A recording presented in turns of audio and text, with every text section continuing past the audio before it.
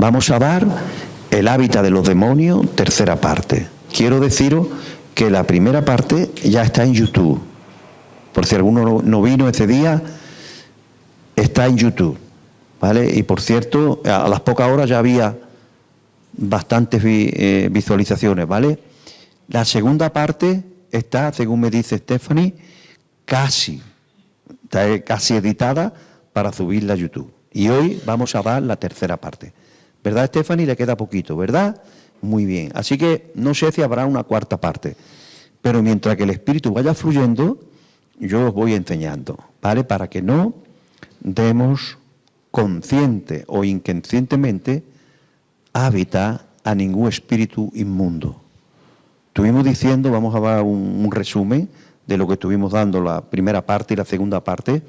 Estuvimos diciendo que el Señor ha creado todos los mundos. Todos los mundos que existen son creados por Dios y hay unos principios y unos sistemas que Dios ha creado. Y ha creado diversas criaturas, desde criaturas vegetales, animales, humanas, espirituales, ángeles, arcángeles. Él ha creado todos los mundos. Y en todos los mundos se ve el mismo patrón. ¿Por qué? Porque es el mismo creador, el mismo diseñador. ¿Qué patrón se ve?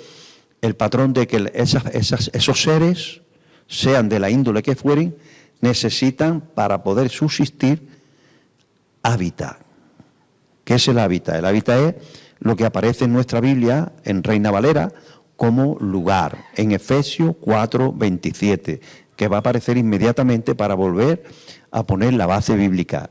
Todo lo que estamos hablando, la primera parte, la segunda parte y la tercera parte, que es hoy, es para que podamos fluir en el cumplimiento en nuestra vida de este mandamiento. Es un mandamiento, es una instrucción.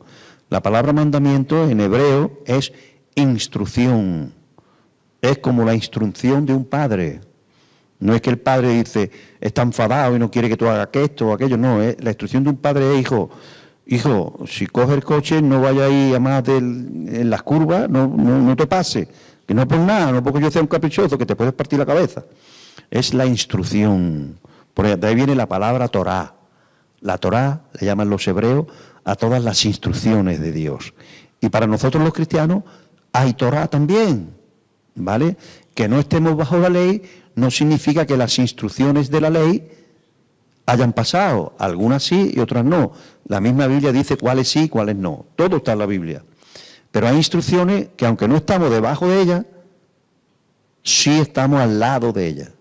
Aunque ellas no tienen autoridad para machacarnos si no las cumplimos, porque Cristo es ahora nuestro dueño, nuestro esposo, nuestro rey, nuestro Señor, no la ley, sino la gracia en Cristo, pero las instrucciones siguen vigentes para protegernos. Las instrucciones siempre es para protegernos. Es nuestro Padre que nos instruye y nos dice, si lo hace así, esto te protege.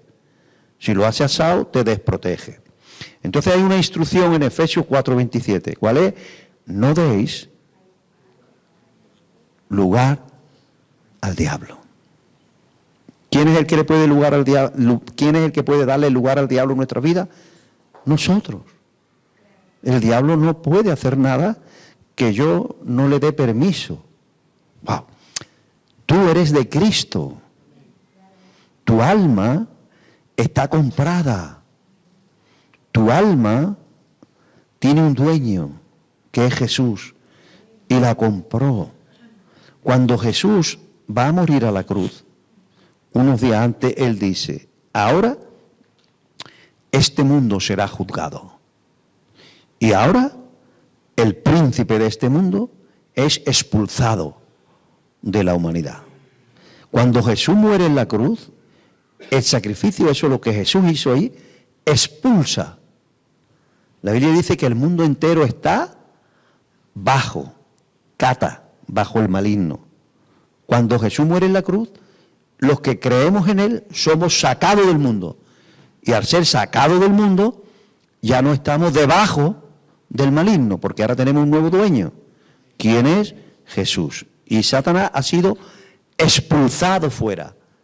Entonces tu alma es del Señor. Y Él ha pagado un precio en la cruz para que tu alma esté liberada. Totalmente. totalmente, ¿vale? Él se entregó. La Biblia dice que Él se entregó con un fin y un propósito, liberar tu alma, además de otras muchas cosas. Liberar tu alma del poder de los espíritus de las tinieblas. Ellos no pueden tocar tu alma, ¿vale? Porque Jesús pagó un precio para protegerte. Tu alma es preciosa, tu alma es maravillosa, tu alma es irrepetible, es algo muy especial que cada uno de nosotros tenemos. Y ese alma le pertenece a Jesús, y Jesús es el huésped, es el dueño de ese alma. Y Él odia, aborrece que un espíritu inmundo salga de las tinieblas para tocar tu alma o para echar raíces en tu alma. Él pagó un precio para que eso no pasara. Pero hay un requisito para que todo se haga legalmente. ¿Cuál es? Que nosotros no debemos de darle lugar. La palabra lugar ahí en Efesios 4:27 es una palabra griega, porque fue escrito en griego, topos, que significa lugar preparado para ser habitado. No es un lugar cualquiera. Para nosotros lugar es cualquier lugar del mundo. Esto es un lugar. Si te vas a la otra nave es un lugar. Si te vas a enfrente es un lugar. Si te vas a la carretera es un lugar. Si te vas al cementerio es un lugar. Si te vas a una discoteca es un lugar. Es nuestro diccionario. Es nuestro lenguaje. Pero en el griego hay diferentes palabras para definir lugar. Una de ellas es topos, que significa lugar apropiado y preparado para que alguien lo habite. Y eso es lo que el Señor nos dice: no le vayáis a dar, no le preparéis en vuestra alma un lugar idóneo para un demonio, porque entonces tú le estás dando la llave. Es como si tú te dan una casa y te dan todos los papeles y tú eres el dueño y te dan la llave y tú cierras tu llave con tu cerradura y estás seguro tú y tus niños y tu mujer en tu casa. Pero tú no hagas copia de llave y se la dé a sinvergüenzas, porque aunque la Guardia Civil está a tu favor para que tú lo llames, si viene alguien a molestarte, si tú le das la llave, la Guardia Civil no puede hacer nada. Porque tú como dueño le estás dando la llave, le estás dando, toma la llave, le estás dando legalidad. De hecho, si tú invitas a alguien a tu casa, esto está en las leyes españolas, imagínense, y el principio es el mismo.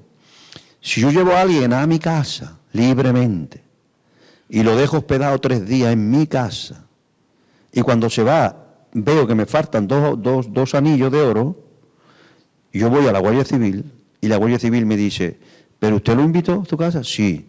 ¿Tenía permiso para estar con usted? Sí. Eso no lo consideramos robo. Robo es cuando alguien que no tiene permiso entra en su casa, porque usted no está, rompe la cerradura, entra. Eso es allanamiento de morada y robo. Pero si no, no es robo, porque se ha llevado algo que tú se lo has preparado ahí y lo has invitado. Entonces, eso es darle hábitat a un demonio, es darle legalidad.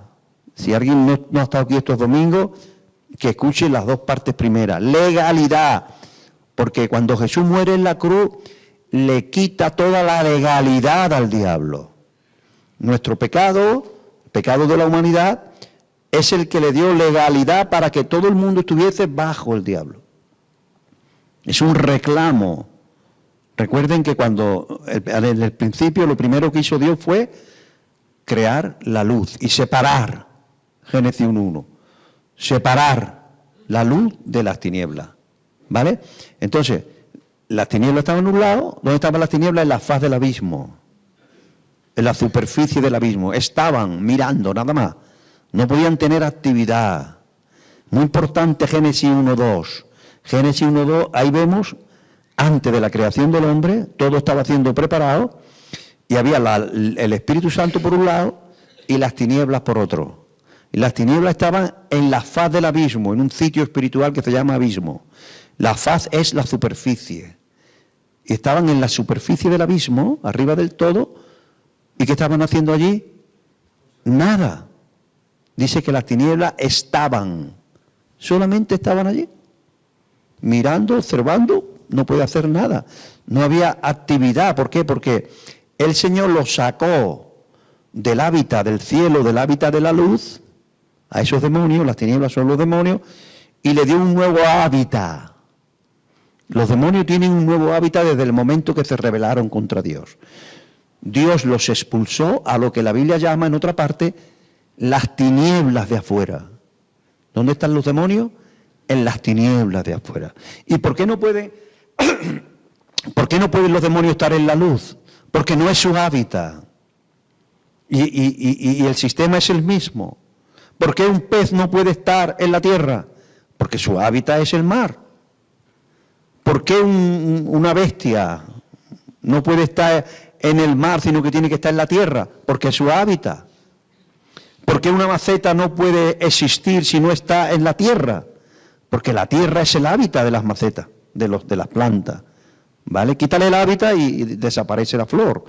Porque necesitamos, todos los seres, un hábitat. El hábitat de los ángeles era la presencia de Dios, la luz de Dios. Y los ángeles que han permanecido ahí, están ahí. Cuando adoramos, esto se llena de ángeles. ¿Saben por qué se llenan de ángeles? Porque la adoración es el hábitat preparado por Dios para ciertos ángeles. ¡Wow! Y hay ángeles que cuando empieza la iglesia a adorar, acuden a su hábitat. Cuando la iglesia comienza a pelear y a guerrear la batalla, hay ángeles que acuden. ¿Por qué? Porque son ángeles guerreros. Y el hábitat de un ángel guerrero, ¿qué es el hábitat de un ángel guerrero? Pues lo hay, gracias, Jorge. El hábitat de un ángel guerrero es la guerra espiritual. Y así todo. Los ministerios tenemos un hábitat. Yo sé que parte de mi ministerio, el hábitat del ministerio que Dios me ha dado, es la enseñanza. ¿Por qué yo me muevo tan bien en la enseñanza? Porque es mi hábitat. No lo decido yo, que lo decide el Creador. Porque hay otros ministerios que se encuentran muy bien buscando drogadictos. Porque es su hábitat. Y no nos podéis cambiar de hábitat. Si yo no lo elijo.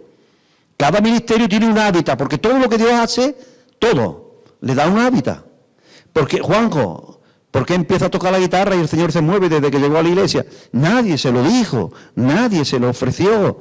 Pero empezaba a tocar y el pastor veía que caía la unción y dijo, pues, hijo mío, más claro, porque es su hábitat, es el hábitat del don que él tiene. Y así todos. ¿Por qué Jorge está sirviendo continuamente? Porque es su hábitat. Él es servidor. La ha creado Dios así. No le cuesta. A mí me costaría servir y a él le costaría enseñar. Porque cada uno tiene un hábitat. El hábitat de los demonios, cuando salieron de la presencia de Dios, arrojados fuera, todo lo que estoy enseñando es esto, se basa en esto. El hábitat de los demonios son las tinieblas. Por eso se le llama espíritu de las tinieblas en la Biblia. Porque ellos viven en las tinieblas. No pueden vivir en la luz. ¿Qué es la luz? ¿Qué es las tinieblas? La luz y las tinieblas es muy simple. Las tinieblas son la ausencia de la luz. Cuando apagamos todas las luces, si pudiéramos apagarlas todas y cerrar las ventanas, todo, nos quedaríamos ¿cómo? En oscuridad. Oscuridad y tiniebla es lo mismo. Espiritualmente hablando, los demonios viven en la oscuridad, porque huyeron de la luz y ellos no pueden traspasar, no pueden ir de las tinieblas a la luz. Ahora, ¿qué pasa si yo meto mi alma en tiniebla, en un área? Pues que de las tinieblas a mi alma puede saltar un demonio. ¿Por qué? Pueden saltar al área de mi alma que está en tiniebla. Porque la tiniebla es el hábitat de los espíritus inmundos. Se le llama espíritu de las tinieblas. También se le llama espíritus inmundos. Porque inmundo viene de inmundicia. Inmundicia es suciedad. Si hay suciedad espiritual en tu alma, en un área, un espíritu inmundo, el espíritu inmundo no puede habitar en la limpieza. Es simple. El espíritu inmundo, su hábitat es la inmundicia. Por eso tenemos que tener cuidado cuando hablamos con suciedad. Hay cristianos que todavía no superan el hablar feo, palabras corruptas, mal hablado. Eso es un hábitat, porque los demonios viven en la inmundicia de tus ojos, en la inmundicia de tu mente, en la inmundicia de tu boca, en la inmundicia de tus manos. Cuando tú empiezas a comprar pornografía, antiguamente había que buscarla en los libros, ahora ya con el teclado, entonces tú estás tocando lo inmundo. Cuando tus ojos ven eso, tú empiezas a producir inmundicia en tus ojos. Y un espíritu inmundo está ahí, ¿por qué? Porque es su hábitat. Y el mundo entero estaba bajo ese hábitat demoníaco.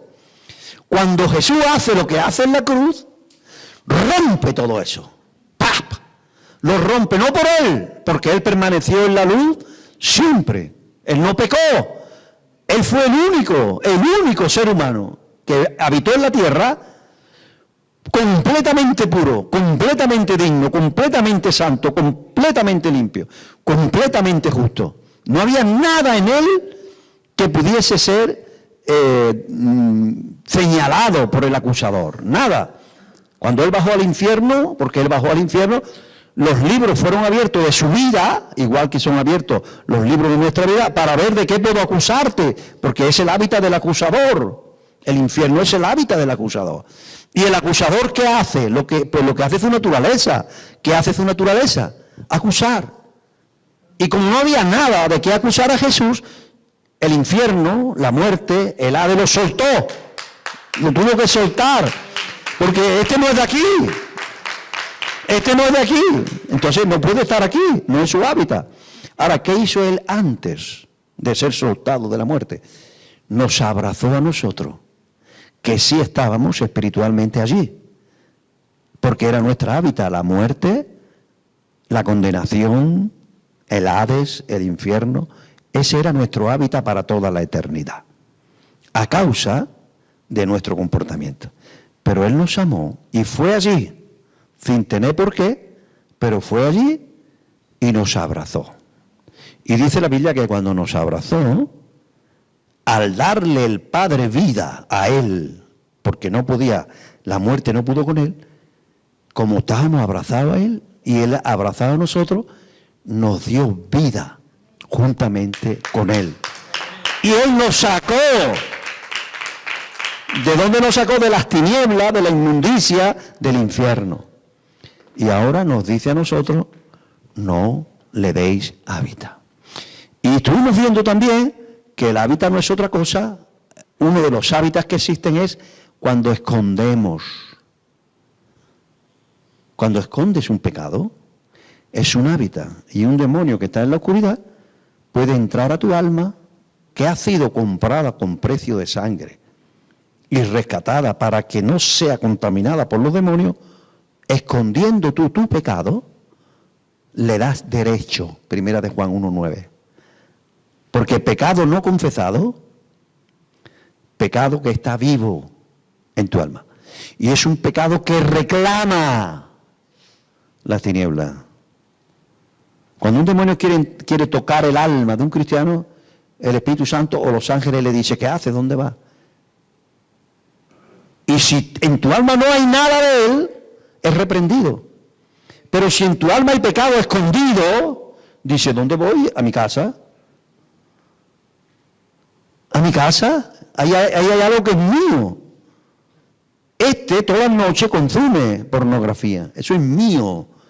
Yo soy el dueño de la pornografía. Yo soy un espíritu de lujuria.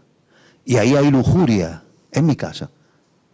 Y con lágrimas a los ojos, el padre tiene que ver tan desagradable como un demonio anida en tu alma.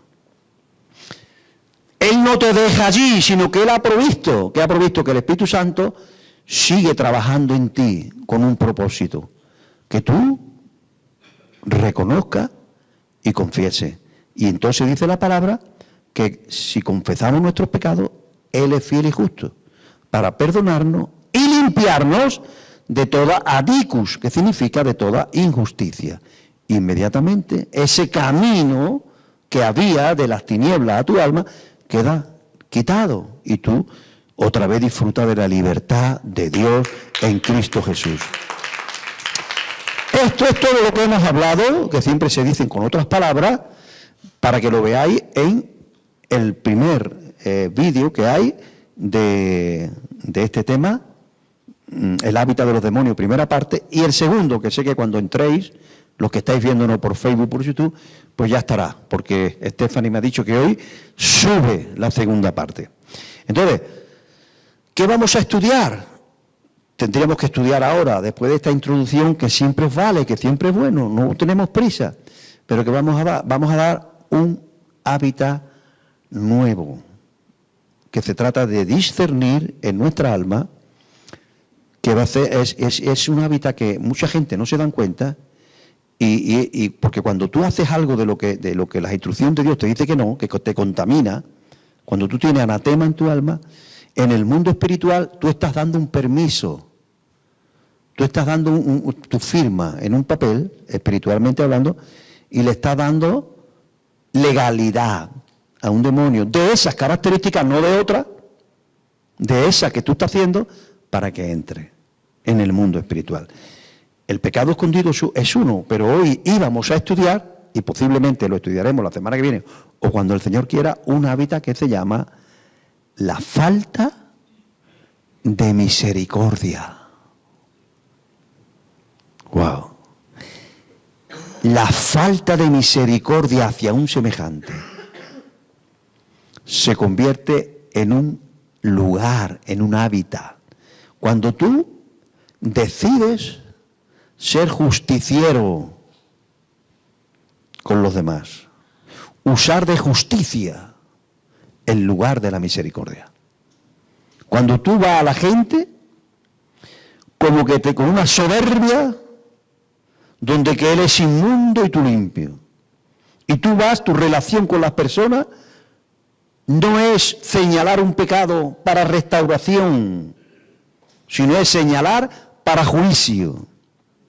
La falta de misericordia y de compasión se convierte en un lugar a las tinieblas. Base bíblica. Siempre tiene que tener su base bíblica, porque yo sé que algunos rechazan la palabra. Cuando yo escuchaba predicar, había palabras que yo en mi corazón rechazaba, nos pasa todo. Tú tienes el poder de tu entendimiento. Y si tú puedes, cuando escuchas a un predicador, tú puedes abrir o cerrar. Y eso es intocable. Hasta Dios te lo respeta. Y tú puedes decir, no, esto no. Lo que pasa es que si es que sí, tú dices que no, te va a perder algo bueno y va a tener complicaciones en tu vida espiritual, pero tú allá, ¿vale? Entonces, a mí me gusta siempre poner la base escritural. Por si tú rechazas, que no me rechace a mí. Rechace la enseñanza que yo te estoy dando y la base bíblica. ¿Dónde puedo yo demostrar que la falta de misericordia es un topos, un hábitat o un lugar para un demonio religioso? Porque se asocian, los demonios se asocian. Un demonio de falta de misericordia, un demonio de acusación, es la naturaleza. La naturaleza del diablo es el acusador. Y hay demonios especializados en acusar, porque llevan la naturaleza de su jefe, que es Satanás. Satanás es, por eso la Biblia habla de los nombres del diablo, porque uno de ellos es el acusador. Si tú vienes al culto con una lupa, o si tú te relacionas con una lupa, con tu hermano, para verle la falta a tu hermano, tú estás operando, no bajo el espíritu de Jesús, sino bajo el espíritu del acusador.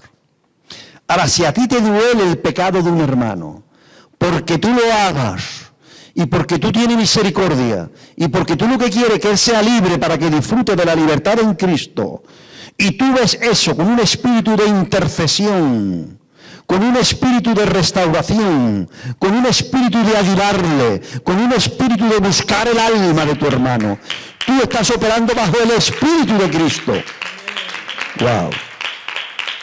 Y eso es un hábitat del Espíritu Santo, porque tú operas bajo la naturaleza de Cristo. Entonces hay 3 versículos que yo te doy, y ya veremos si la semana que viene seguimos con este tema, para que vea el fundamento bíblico. El primero se encuentra en Mateo, creo que es. Matías, ¿está por ahí? Esto. Entonces, llamándole el Señor, le dijo: siervo malvado, toda aquella deuda te perdoné porque me rogaste. ¿No debías tú también tener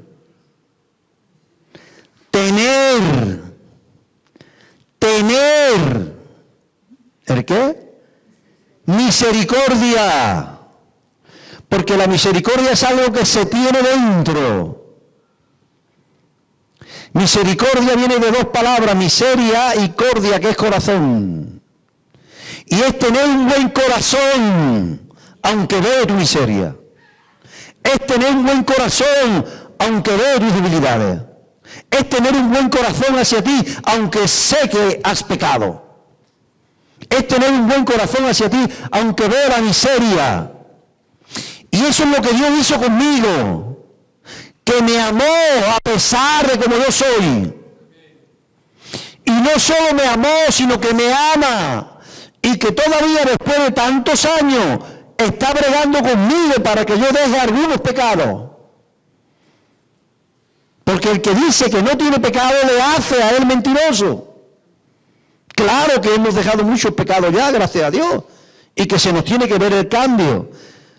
Pero dice Pablo, aunque de nada tengo mala conciencia, no por eso soy justificado delante de Dios, sino que mi justicia es la justicia gratuita que Dios me imparte en Cristo Jesús. Y voy a ir al cielo por la justicia gratuita de Cristo, no por mi buena obra, aunque de nada tengo mala conciencia, dice Pablo. O sea que aunque tú te portes bien, no por eso dejas de necesitar la misericordia de Dios. Y esta es la historia de un hombre que fue alcanzado por la misericordia de Dios, pero que le negó la misericordia. Y la misericordia no es complaciente con el pecado, no. La misericordia es: sé lo que estoy viendo, sé lo que estás haciendo, sé que estás en adulterio, pero te amo y voy a orar por ti, voy a intentar darte luz para que te arrepientas. No voy a ir hablando mal de ti y voy a ir acusándote y diciendo: ese es un adulto, ese va para el infierno. No, eso no es misericordia, eso es justicia. La justicia y la misericordia son antagónicas. Y el único que puede ejercer justicia, el único, es nuestro Dios. Y el Hijo y el Espíritu Santo, los 3. El único. Y ha decidido, antes de venir en su santa justicia, porque Él va a venir con el cetro de su justicia. Dios es justo. Y su trono es un trono de justicia. Y Él no va a pasar por alto el pecado del mundo. Pero antes de eso, nos está dando a todos una oportunidad de gracia, de perdón, de arrepentimiento y de amor. Previo reconocimiento. ¿No debiste tú también tener misericordia de tu conservo como yo tuve misericordia de ti? Y vean lo que pasa. Vean el permiso que da Dios en el mundo espiritual. Entonces su Señor enojado. Escuche que es muy fuerte y a mí me han criticado por predicar esta palabra. Y no lo entiendo porque estoy predicando lo que está escrito en Mateo. Entonces su Señor enojado le entregó. Escuche bien, y si tiene algo en contra de esto, díselo al Señor, porque yo no escribí eso. Lo escribió Mateo. Y Mateo lo escribió bajo la unción del Espíritu Santo. Entonces su Señor enojado lo entregó. ¿A quién? A los verdugos. ¡Wow! ¿Quién son los verdugos? ¡Wow! Hay una entrega. El verdugo es aquel que atormenta a un reo, justamente, el juez le hace un juicio, lo declara culpable y le dice 100 azotes. Y viene el verdugo, 1, 2, 3, 3 meses de cárcel. Viene el verdugo, pum, a la cárcel. 20 años de cárcel. Se lo entrega, el juez entrega al reo condenado, ¿a dónde? Al verdugo. Y hay una entrega, fíjense, dice, y se lo entregó hasta que pagase todo lo que le debía. Imagínate él lo grave que es no tener un espíritu de misericordia con la gente. Eso no significa aceptar el pecado, es que la gente lo malentiende. Se cree que porque yo tenga misericordia de un ladrón, estoy de acuerdo en que robe. No, yo voy a condenar con todas mis fuerzas el robo, no al ladrón. Nosotros tenemos que condenar el pecado siempre, no al pecador. Al pecador tenemos que decirle, eso que hace te va a llevar al infierno, pero tiene arreglo. Acepta a mi Señor que murió por ti y se te cancelan todos tus pecados. Eres santo, justo, limpio, completamente. Ese es actuar en un espíritu de misericordia y de gracia. Y dice, muy bien por el verso 35, así también. No sé cómo la gente no me recibe esta palabra. Yo estoy muy criticado por esta palabra. Una vez me cogió un pastor, ven para acá, ven para acá. Mi Dios no es un verdugo. Perdona, yo no he dicho que tu Dios sea un verdugo, y tu Dios es el mismo que el mío. Pero Mateo, lleno del Espíritu Santo, te escribe y te dice que tu Dios y mi Dios, tu Padre y mi Padre, nos va a entregar a los verdugos si no usamos de misericordia con la gente. Y si tiene alguna queja, la escribe. Así también mi Padre Celestial hará con vosotros si no perdonáis cada uno a su hermano sus ofensas, la falta de misericordia y de compasión. Hay otro versículo en cómo acuden los espíritus tentadores. Mira, este se encuentra, vamos primero, Matías, perdona, vamos por partes. Santiago 2.13 y luego me pondrá Gálatas 6.1. Santiago, más fuerte todavía el versículo. Es muy fuerte lo que voy a decir, pero no voy a decir, voy a leer. Es muy fuerte, ¿lo estáis leyendo ya? Fortísimo. Wow. Wow. Porque juicio sin misericordia se hará sobre aquel que no hiciere. Wow, yo no quiero eso para mí, hermano. Yo no quiero que Dios venga a mí por las noches en juicio. Que va, por muy bien que me haya portado, que va. Seguro que algo le habré hecho mal a Lidia. O a cualquiera, seguro. Inconscientemente. Ayer mismo invité a Lidia a una hamburguesa de McDonald's. Y viene una señora con pañuelito vendiendo, señora mayor, rumana, y yo estaba comiendo, y no, gracias. Y se puso a insistir, y yo noté el enojo que me salió y la mirada. Y digo, Señor, perdóname. No, la mujer sepa Dios, su eurillo y se ha acabado. Y ya está, pero me salió una mirada como diciendo, ¿por qué me molesta que estoy aquí con mi mujer comiendo una hamburguesa? Porque la verdad es que insisten. Eso es pecado, hermano. Eso es pecado. Yo me sentí pecador, yo me sentí mal. Claro, porque es como maltratar a un ser humano que a lo mejor pide por lo que sea, pero ese es su problema. Tú no debes de maltratar ni con una mirada a nadie. No se debe de hacer eso. Y yo lo digo porque yo lo hice ayer, a las 1:30. Entonces, yo no quiero que Dios venga a mí a ajustar cuenta en juicio. No quiero. Pero va a venir porque juicio sin misericordia se hará con aquel que no hiciere misericordia. Y la misericordia triunfa, está por encima del juicio. Wow. Y yo no quiero eso. Y Gálatas 6.1, y con esto terminamos, fíjate lo que pasa cuando tú vienes a una persona para corregir un comportamiento bajo un espíritu de juicio, no de misericordia. Se le da permiso a una estirpe de demonios llamado demonios tentadores. Porque cada demonio tiene una función.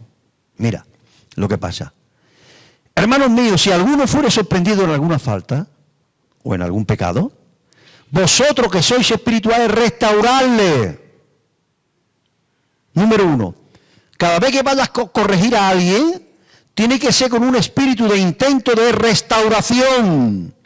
No voy a ti para condenarte, porque estás haciendo algo mal. Voy a ti para restaurarte. Número 1. Con un espíritu de restauración y con un espíritu de mansedumbre. Manso. Manso no es una actitud mansa, no legalista. Con un espíritu de mansedumbre, considerándote. Escucha esto que es muy importante, considerándote a ti mismo. No sea que tú también seas tentado.